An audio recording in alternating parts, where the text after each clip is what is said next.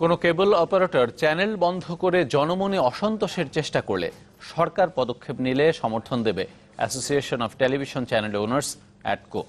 সকালে গুলশানে অ্যাটকোর নির্বাহী কমিটির সভায় এই কথা জানান সংগঠনটির নেতারা। এর আগে অ্যাটকোর নতুন সভাপতি হিসেবে অঞ্জন চৌধুরীর নাম ঘোষণা করা হয়।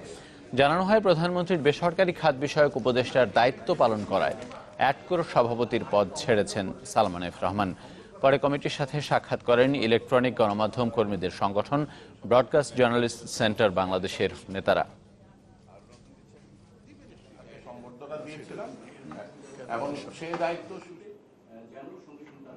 আমরা তাদেরকে আহ্বান জানাবো, আপনারা বলেছেন তাদের সাথে ডায়ালগ করার, সেটা আমরা করব। End of the day I believe যে তারা বুঝতে সক্ষম হবে যে এখানে তাদের হারানোর কিছু নেই, বরং পাওয়ার অনেক কিছু আছে if we are working together, আমরা যদি একসাথে কাজ করি।